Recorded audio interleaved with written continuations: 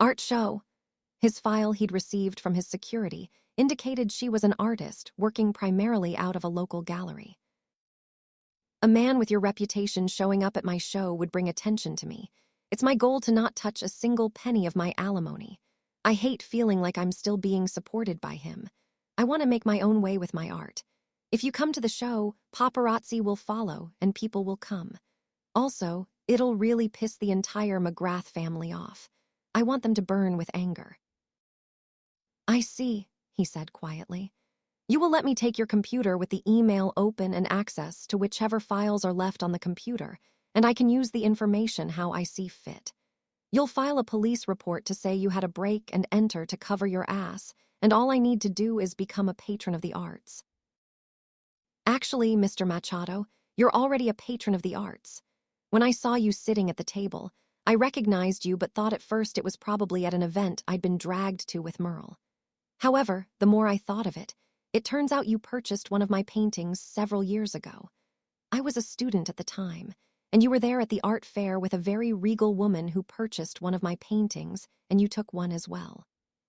Back then, I never kept a record of names of who I sold to, but I went through my portfolio from back then, and sure enough, you are in the background of a photo. I know the art fair you're referring to, but I bought the painting at least 10 years ago. You remembered me after all this time.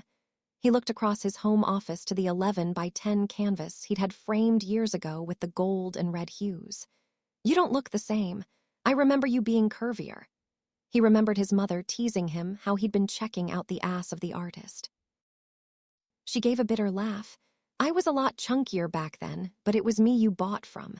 I remember every person I have ever sold a painting to. The paintings are part of my soul. Each time I paint and I let one go, I let a piece of me go as well. He was quiet at her words and then sighed. When will you be out of your house? She gave a delighted squeal. I'm going to see a realtor tomorrow afternoon to discuss putting the house on the market. I'm going to sell it for under market value just to piss Merle off. He can't get into it with me tomorrow because he's getting married to my sister and then they're going on their honeymoon. My wedding blessings for him are a flaccid dick and for her to be drier than the Sahara. I want to have the place sold and under contract before they're back. I can only pray whoever buys doesn't sell it back to him. Why not sell it for a profit?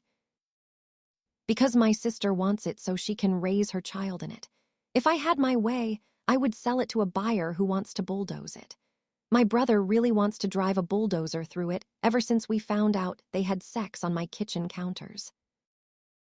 He considered this woman was a very bitter and angry individual, and he should tread lightly. Everything in him was warning him to hang up the phone and get as far away from her crazy schemes as he could. Instead, before he could stop himself, he spoke. I will give you full market value. I will let your brother drive the bulldozer, but I very much want to live stream the event so his family sees it. I also want to make it public knowledge I'm the one taking it, and I want it done the day they are back from their honeymoon. I want him to be there but be unable to do anything about it. Really? Yes, you may as well take a profit from his stupidity. Tomorrow afternoon, be out of your house. Keep up the ruse with the realtor. I'll have my team make inquiries and we'll go from there. When is your art show? Next Friday evening. Perfect, I will see you then. Good night, Liesl. Good night, Mr. Machado. Call me Isaias. Considering the hijinks we're about to indulge in, I think first names are warranted. Then, good night, Isaias. She gave a little giggle at his words before hanging up. The sweet sound of her laughter kept him awake the rest of the night. She sat in the realtor's office staring at the offer in her hand in shock. I don't know what to say. Don't look a gift horse in the mouth, the woman said as she sucked deep on her vaping apparatus, blowing eucalyptus-scented smoke around her head.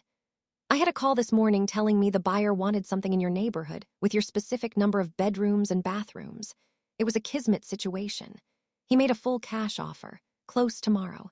All you must do is sign on the line and find a way to get your furnishings out by tomorrow. Do you have an alternate place to go? She looked at her brother beside her and nodded. Yes, my brother and his wife are going to put me up. I've been in the house 6 weeks now since I found out about his affair, and I need to get out. It's too full of horrible memories. She pouted her lips at Fred. Can we get everything out in a day? I swear, if it takes me and 3 moving companies and all our friends and family the next 24 hours, I will get everything you want out of the house. I promise. Fred clasped her hand and looked at the promise of $500,000 in her hand. Take it and run. She looked at the realtor and nodded. Where do I sign? An hour later, she had deposited the money in her personal checking account via wire transfer and was back standing in the middle of the foyer of the home she had once considered her dream home. Her glass castle of floor-to-window ceilings in the pricey suburban neighborhood had been her fairy tale come to life. Now, as she stood looking around, it felt very much like a prison. She looked around sadly and then noted the mess made in the living room and remembered the second part of her plan. She looked to Fred, clearing her throat nervously. I think someone was here. She felt bad for lying to him, but she couldn't implicate him in fraud and filing false police reports. She hadn't even told Janka or Elsie about her offer for Machado to break into her house to steal the laptop. She'd made the decision in the heat of the moment, half asleep when the man had called. It couldn't have been Merlin because he's in the middle of his wedding vows. Fred grimaced distastefully. I cannot believe our mother expected us both to be there to support Sandy. She gave me shit saying Sandy's condition is delicate due to her pregnancy. You can go if you want. She shot her brother a look as she looked around the trashed room. Whoever Machado had sent made it look good. I think we need to call the police and step outside. I don't know what's been touched and what hasn't been. It's a good idea to call the police. Also, I'd rather rip my limbs off and feed them to the McGrath estate pinchers than support those 2 assholes, Fred said as he dragged her out of the house in rush, looking over his shoulder worriedly. I hope nobody is still in there. He dialed 911 and reported the break-in. It was an affluent neighborhood, and the wealthy were always catered to, therefore the police were on their way. How strange is it, a secret purchaser of your home paid, full asking in cash. Very. She said nothing more and looked away with a smirk. What? I know that grin. What are you hiding? I may have tipped off a certain developer of the house going on the market, one who despises Merlin's family. Why? He was stunned. Sandy wants the house. For the last 3 weeks, I've been getting text messages and phone calls from both her and Merlin asking me to sell it to them. Merlin offered me twice the market value for it. I haven't answered a single message or call. I delete them, but he's persistent. He offered $1 million. He did. She wants to raise their child in my house, and he's giving her whatever she wants. I don't know what I ever did to her to make her want to hurt me the way she does, but whatever I have, she wants it.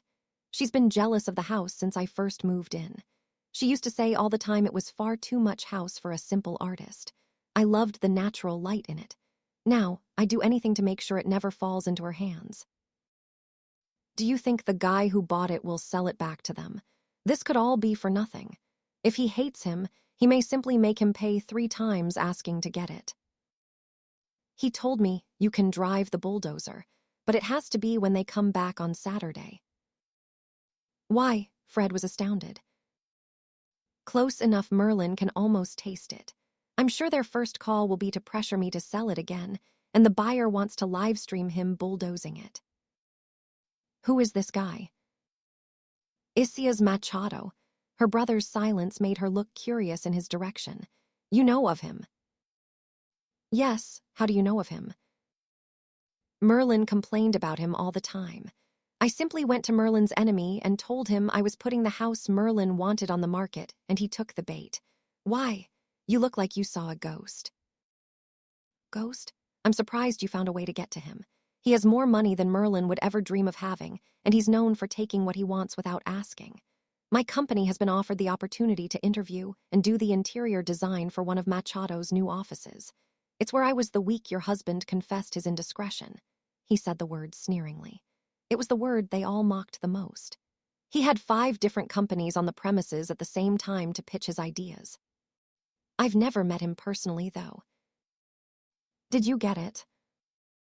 He whittled down to 2 companies, mine and another one from Lowe's Angels. I think the main reason I'm still in is because his head office is here in Manchester, which is weird to be honest. The man has more money than God, and instead of New York or LA or any European city, he stays here in Manchester, New Hampshire. It's so funny, she said suddenly. Merlin has hated this guy for the months, and you were off doing a bid for him, and we didn't connect the dots. Merlin has never been one to ask about my business endeavors. He thinks interior design is a waste of time. God, I can't believe you stayed with him 8 years. I loved him, she whispered quietly. I know he was a dickhead to most people, but he treated me like his princess. He took care of me and made the decisions and, she exhaled, Jenka thinks I have daddy issues since Dad died so young. Merle took over every aspect of my life and made me his pampered princess. I gravitated to it because it's what Dad would have done. Dad definitely spoiled us, he said quietly, and I guess it makes sense. Do you know, in all the time we were together, we never really had an argument. I've thought long and hard about how I was blindsided by this because we never even argued. It dawned on me I gave in every single time to avoid his disappointment in me. I always wanted his approval and his love. Her phone rang, and it was an unknown number. She answered it wondering if perhaps Machado was calling her. Instead, it was her sister's high-pitched whining scream filling her ears. Why are you ruining my day? You and Fred are supposed to be here. Mom is the only one from our family here, just Mom. Not one aunt, uncle, or cousin are here. Do you know how embarrassing this is for me and Merle? Get your ass over here. She hung up on her and felt the shaky breath escape her lips as her brother pressed his lips to her temple and hugged her close. Why is she so awful?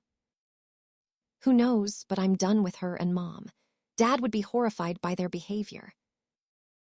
I'm sorry you're caught up in this. I'm sorry I didn't do more to stop it. He sighed and then looked towards the street. Police are here. Let's figure out the next steps and then go for dinner. You and me, your treat since you made a mint. She giggled at his teasing and nodded. I'd like that. She braced herself to put on the performance of a lifetime as the officer approached. Everything was riding on this. Liesl was putting the finishing touches on piece she was restoring for Jenka at the gallery when her phone rang. She noted the number and smiled. She was truly beginning to enjoy when he reached out. She prepared for the way her goosebumps were going to coat her skin when he said her name. Good afternoon, Isaias. Good afternoon, Liesl. How are you today? Well, I have been working on a restoration piece for 2 months, and it's finally finished. Restoration. Yes, customers will bring Jenka paintings which have been damaged over time, and we restore them. It's one of the services she offers at the gallery. Very cool. We have something in common then. I like to restore old homes. You like to restore old paintings. She smiled. You like to restore old homes. I sure do. I started in this business flipping houses. I much prefer fixing than destroying. Wow, I didn't know, she admitted as she put her brushes into the solution for cleaning. I should have Googled you. He laughed at her comment. No need for that. I'm an open book. Ask me anything and I'll tell you.